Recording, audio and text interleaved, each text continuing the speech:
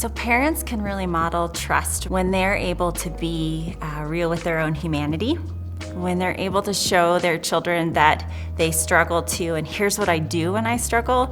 It requires us as mom and dad to really do our own work, to recognize the areas that we are vulnerable in or weak, but to be almost out loud with our kids, whether it's we're struggling with finances, or there was a moment where Jeff and I were really struggling in our communication. I know people can relate to that, and our kids were picking up on it. We've given them a voice and their ability to speak up and to say something to us. So they're like, the tension's pretty thick right now. You guys are not talking very kindly. You teach us to talk kindly to each other. You're not doing it. Talk about a mirror in your face. But it was so good because we just were able to be honest with them to say, we've got a lot of changes going on in our business. We work together as husband and wife, and we're gonna work on it. And here's what we're gonna do.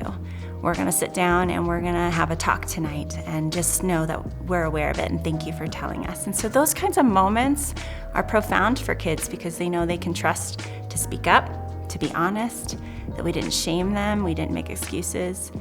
It also shows them that it's okay to struggle as a kid too, and it's what you do, and to be able to go to God with that. And so we told them that we're gonna be praying, that they could pray for us. And so far, that wasn't too long ago, so far, we've gotten some good feedback from them.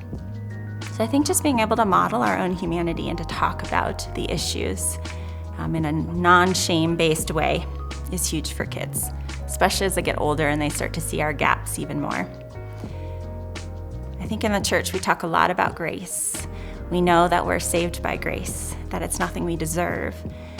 And yet we try to teach our kids, consequences, and if you work for this, then you'll earn this. So it doesn't translate a lot when it comes to the fact that God gives us good gifts because He's a good God. That grace means that He meets us right where we're at. He doesn't expect us to come to Him. He actually comes to us. So those kinds of models are powerful as parents, to be able to pursue our children and meet them where they're at. If they're 10, meet them at a 10-year-old level. If they're 15, meet them at a 15-year-old level. To be able to pursue our kids rather than waiting for them to come talk to us, to actually go and say, hey, how you doing? Let's talk about that friendship. I'm noticing this about you. It seems like you're kind of sad these days. Do you want to talk about it? And then honoring their no and waiting till they're ready. So I often will teach parents to say, I want to hear what you have to say, and I'm really interested in what's going on, and when you're ready, I'm here. And I think that's what God does with us and how He models His grace to us. He doesn't push us, He doesn't cross our boundaries, and He will wait till we're ready to let Him in.